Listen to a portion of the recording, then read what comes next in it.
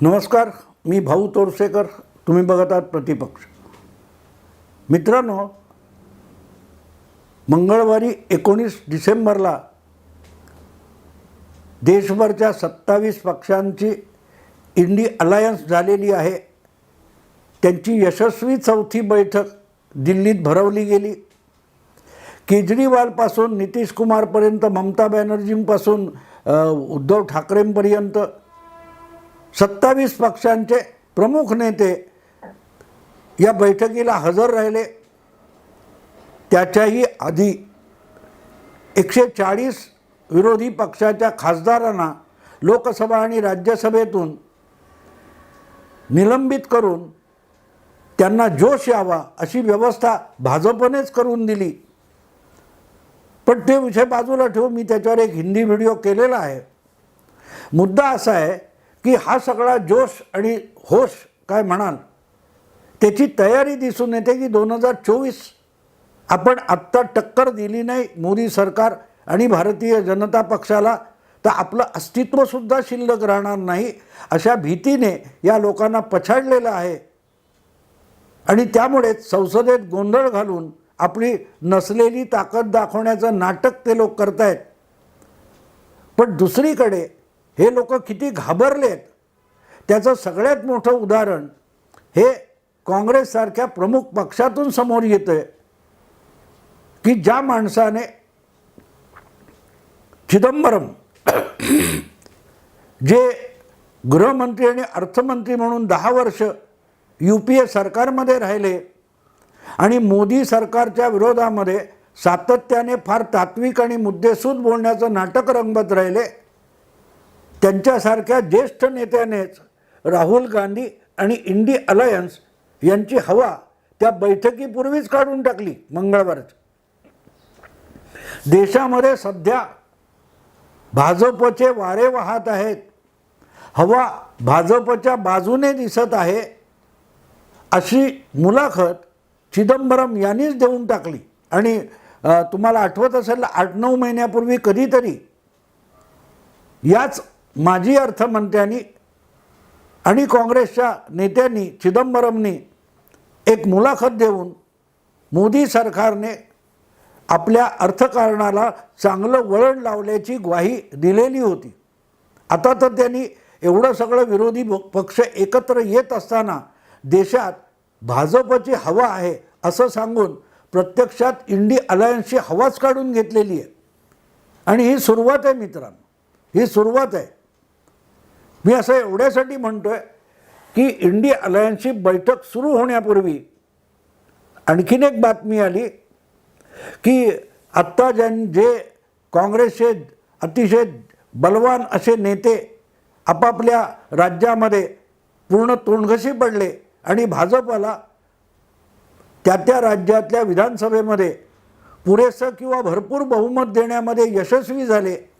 अशाच नेत्यांची राहुल गांधींनी लोकसभेच्या जागा वाटपासाठी एक समिती म्हणून किंवा प्रतिनिधी म्हणून नेमणूक केलेली आहे. म्हणजे इंडी अलायन्समध्ये जे 26-27 पक्ष एकत्र आलेले आहेत त्या पक्षांच्या माध्यमातून वेगवेगळ्या राज्यामध्ये ज्या लोकसभेच्या जागा आहेत त्यांचं विविध पक्षांमध्ये तिथे तिथे प्रभावशाली असलेल्या बिगर भाजपा पक्षांमध्ये जागांचं वाटप करायचं आणि शक्य तिथे भाजपा विरोधात एकाच एक उमेदवार उभा करायचा. ही अर्थातच रणनीती आहे आणि असलीच पाहिजे. अन्यथा आघाडी बनवण्याचा काय अर्थ नसतो. एकाच पक्षाच्या विरोधात जेव्हा तुम्हाला आघाडी बनवायची असते तेव्हा समोर आलेले जे 4 पक्ष विरोधात उभे आहेत ते एकत्र येतात. तेव्हा त्यांनी एकमेकाच्या विरुद्ध निवडणूक लढवायची नाहीत. आणि आपल्या चौघापैकी ज्या पक्षाला ती जागा देण्यात आलेली आहे त्या पक्षाच्या त्या उमेदवाराच्या झोळीत आपल्या पक्षाची मतं आणून टाकणं हीच आघाडीमागची कल्पना असते. आणि त्या दृष्टीने सगळे हे 27 पक्ष तयारी करत असताना आणि काँग्रेसने पुढाकार घेऊन त्यासाठी 4-5 काही नेत्यांची एक पथक बाकीच्या पक्षांशी संवाद करण्यासाठी नेमलेला असताना चिदंबरम सारख्या नेत्याने अशी मुलाखत देणं, याचा अर्थ इंडी नावाचा जो फुगा फुगवला जातोय त्याला टाचणी लावणे. भाजपची हवा आहे असं चिदंबरम स्वतःच म्हणत असतील तर त्याचा अर्थ असा निघतो मित्रांनो की 2024ची निवडणूक होण्यापूर्वीच 5 महिने आधी काँग्रेस पक्ष आणि त्याच्या नेतृत्वाखाली तयार होत असलेली इंडी आघाडी ती निवडणूक आधीच हरलेली आहे याची कबुली चिदंबरम देत आहेत. आणि म्हणून त्याला चिदंबरमचा धमाका असं शीर्षक मी दिलेलं आहे. अर्थात चिदंबरम हे निवडणुकांमधले फार मोठे जाणकार आहेत किंवा लोकनेता आहेत, तळागाळातून आलेले नेता आहेत, त्यामुळे त्यांना मतदाराचं मन वगैरे कळतं असं मला बिलकुल वाटत नाही. उलट चिदंबरम यांच्यासारख्या अपस्टार्ट थेट नेता म्हणूनच पक्षात आलेले आणि संघटनेमध्ये कधीही कसलंही काम न केलेले, योगदान न दिलेले नेते आपला पक्ष बुडवत असतात असंच माझं मत आहे. आणि त्यामुळे चिदंबरम यांनी असं काय वक्तव्य केलं म्हणजे विरोधी आघाडीचा आजच पराभव झाला असं मी बिलकुल मानत नाही. चिदंबरम यांना निवडणुका लढवणं आणि जिंकणं यामधली थोडीफार जाण असती तरी अशा वेळेला हे वक्तव्य त्यांनी केलं नसतं जे त्यांच्याच पक्षाला हानिकारक ठरणार आहे. पण त्यांनी केलं आणि त्याचं कारण असं आहे की आपण किती शहाणे आहोत ते दाखवण्याची जी खाज असते ती चिदंबरम यांना आवरता आलेली नाही. ते म्हणाले त्यात तथ्य असलं तरी चिदंबरम यांच्यासारखा माणूस आणि त्याची वक्तव्य ही निवडणुकीच्या संदर्भामध्ये गंभीरपणे घेण्यासारखी नसतात हे सुद्धा आपण लक्षात ठेवलं पाहिजे. हे सुद्धा लक्षात ठेवलं पाहिजे. त्यामुळे भाजपच्या बाजूने बोलल्यासारखं किंवा भाजपला फायदेशीर बोलल्यासारखं चिदंबरम बोलले म्हणून मी त्यांची पाठ थोपटणार नाही. पण दुसरीकडे अशा माणसाची अशी वक्तव्य ही भाजपसाठी वेगळ्या कारणाने फायदेशीर असतात. ती प्रत्यक्ष निवडणुकीच्या मतदानामध्ये फायदेशीर ठरणार नाहीत. पण काँग्रेसच्या वतीने किंवा इंडी अलायन्सच्या वतीने, आघाडीच्या वतीने जे लढायला मैदानात लढवय्ये उतरतात त्यांचा आवेश जो आहे त्याचा पाण उतारा केला तर ते लढणार कसे. तुम्हाला आठवत असेल की कर्ण जेव्हा महाभारताच्या युद्धामध्ये लढायला निघालेला होता किंवा त्याला सेनापती केलेला होता तेव्हा शल्य नावाचा राजा हा त्याचा सारथी झाला होता. हे कर्णाला त्या युद्धाच्या रणांगणामध्ये कुठून कुठे न्यायचं, कसं न्यायचं ही ज्याच्यावर जबाबदारी होती तो कर्णाला आपला पराक्रम दाखवण्याला मदत करण्यापेक्षा त्याला सतत नामोहरम करणारीच बडबड करत बसलेला होता की तू दासीपुत्र आहेस, तू दस्युपुत्र आहेस, तू क्षत्रिय नाहीस, तू काय लढणार, तू काय पराक्रम करणार. असली बडबड जर कर्णाचा सारथी शल्य राजा करत असेल तर कर्णाने प्रयत्नांची शर्थ करायची कशी. आपण क्रिकेटच्या मैदानात बघतो की एखाद्या खेळाडूला, एखाद्या संघाला पाठबळ देण्यासाठी त्यांचा चाहता वर्ग स्टेडियमवर बसलेला असतो आणि त्यांच्या नावाचा जयघोष वगैरे करत असतो. त्याच्याऐवजी त्या खेळाडूंना खच्ची करण्यासाठी जर घोषणा होत असतील तर मग त्या खेळाडूचा आवेश गळून पडत असतो. चिदंबरम यांना काँग्रेसच्याच सोनिया गांधी वगैरे नेत्यांनी इतकं मोठं करून ठेवलेलं आहे की चिदंबरम हे काँग्रेसचे ज्येष्ठ नेता मानले जातात. पण संघटनात्मक पातळीवर किंवा निवडणुकीच्या रणांगणात हा माणूस चमचाभर देखील पराक्रम गाजवू शकत नाही, कर्तृत्व दाखवू शकत नाही. पण माध्यमांमध्ये ज्येष्ठ नेता, अभ्यासू नेता, बुद्धिमान नेता म्हणून जी त्यांची एक प्रतिमा गेल्या 20 वर्षामध्ये तयार झालेली आहे त्याच्या परिणामी त्यांची जी वक्तव्य असतात त्याचा परिणाम त्यांच्याच पक्षाच्या सामान्य कार्यकर्त्यावर, मध्यम कार्यकर्त्यावर, दुय्यम नेत्यावर होत असतो. तसाच काँग्रेस प्रणित आघाडीच्या इतर नेत्यांच्या जनमानसावर होत असतो, कार्यकर्त्यासकट मतदाराच्या मानसावर होत असतो. मनस्थितीवर होत असतो.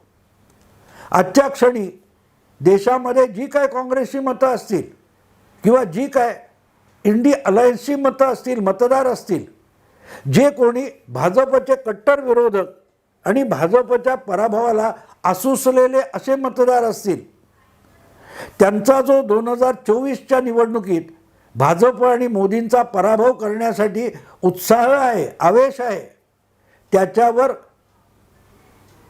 तुमचे चिदंबरम यांची असली वक्तव्य पाणी पाडत असतात.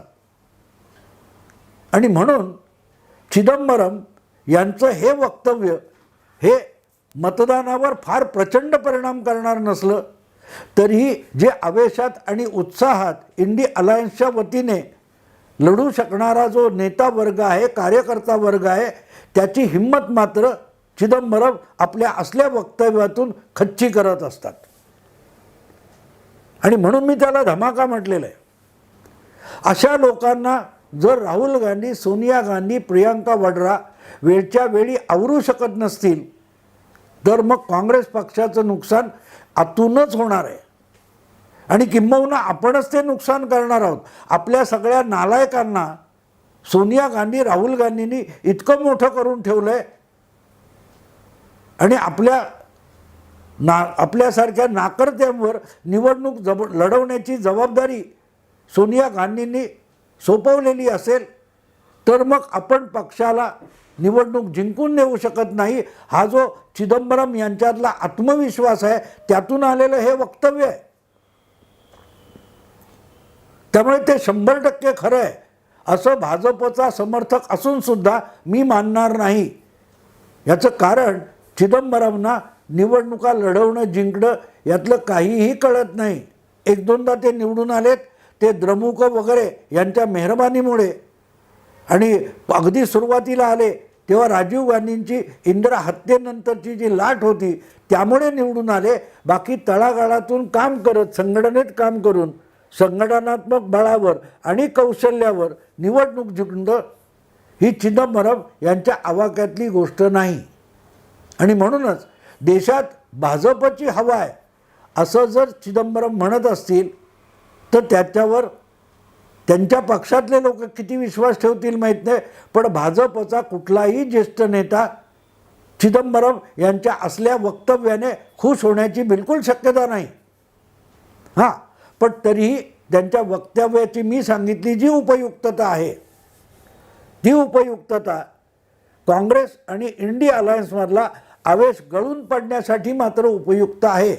कारण आपल्यासमोर खरोखर लढणारे चिदंबरम सोडून इतर काँग्रेसचे किंवा विरोधी पक्षाचे नेते आहेत. त्यांचं मनोधैर्य जर चिदंबरम खच्ची करत असतील तर त्या वक्तव्यामुळे भाजपला गुदगुल्या नक्की होतील. पण असे चिदंबरम एकटेच नाही आहेत. आत्तासुद्धा तुम्ही बघाल तर इंडी अलायन्समधल्या विविध पक्षांबरोबर जागा वाटपासाठी ज्यांची निवड राहुल गांधी वगैरेने केली आहे त्यामध्ये ते भूपेंद्र बघेल आहेत, अशोक गेहलोत आहेत. या लोकांचं नेमकं कर्तृत्व काय आहे? गेहलोत यांनी स्वबळावर कधीतरी काँग्रेसला राजस्थानमध्ये जिंकून दाखवलं आहे का? ज्या वेळेला काँग्रेसला बहुमत मिळालं तेव्हा आयत्या बेळावर नागोबा बसावं तसं गेहलोत हे मुख्यमंत्रीपदी बसलेले. मला आठवतं त्याप्रमाणे 2009मध्ये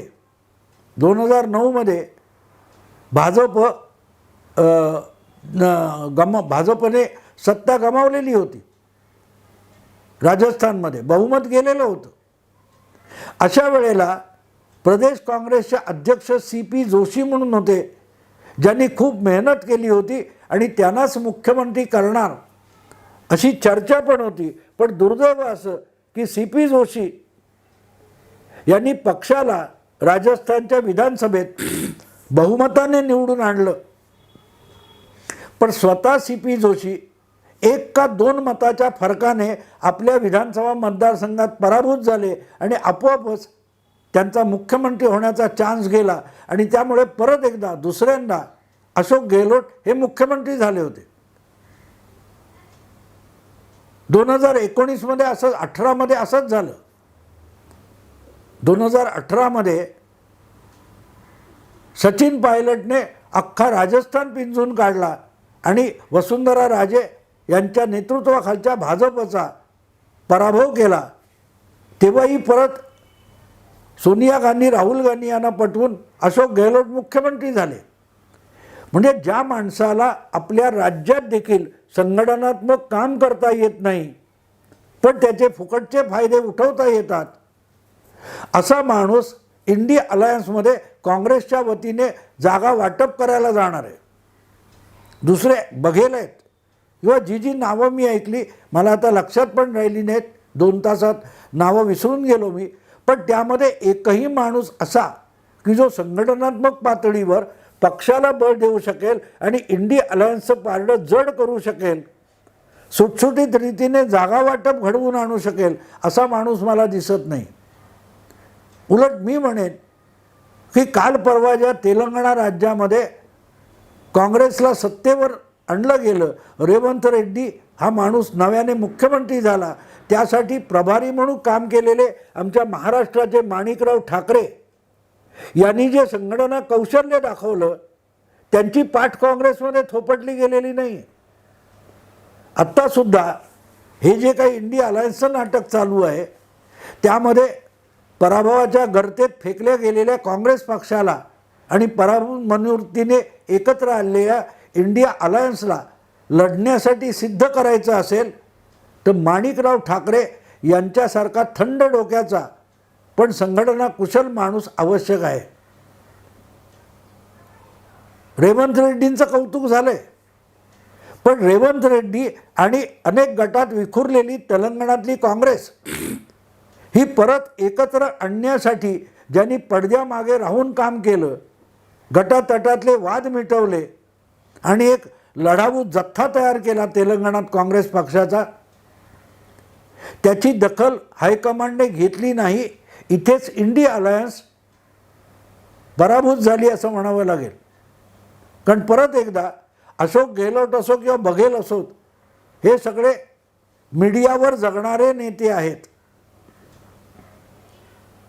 आणि त्यांच्याकडेच जर जागा वाटपाची जबाबदारी काँग्रेसकडून सोपवली गेली असेल तर त्याचा सुथडा होणार हे खात्रीपूर्वक बाळगा. मला वाटते कमलनाथचा पण त्यात समावेश आहे. ज्या कमलनाथने 1 सप्टेंबर नंतर पुढची बैठक भोपाळमध्ये होणार असा इंडिया अलायन्सचा निर्णय होता, तो धाब्यावर बसून 3 महिने इंडिया अलायन्सची बैठक होणार नाही अशी पाचर मारली, तो जागा वाटपात आहे. ज्याने समाजवादी पक्षाबरोबर 6-7 जागांचं वाटप करायला नकार दिला आणि अखिलेशला दुखावला आणि मध्य प्रदेशात होऊ शकणारी काँग्रेस समाजवादी पक्षाची स्थानिक आघाडी मोडून टाकली, तोच कमलनाथ जर इंडिया अलायन्समध्ये जागा वाटपाच्या पथकामधला एक नेता असेल तर इंडिया अलायन्सच्या जागा वाटपाचा चुथडा आजच झालाय असं आपण समजून घ्यायला हरकत नाही. हे जे कमलनाथ, मी मध्यंतरी एक व्हिडिओ केला होता हिंदीमध्ये, की ज्यांची एक्सपायरी डेट झालेली आहे,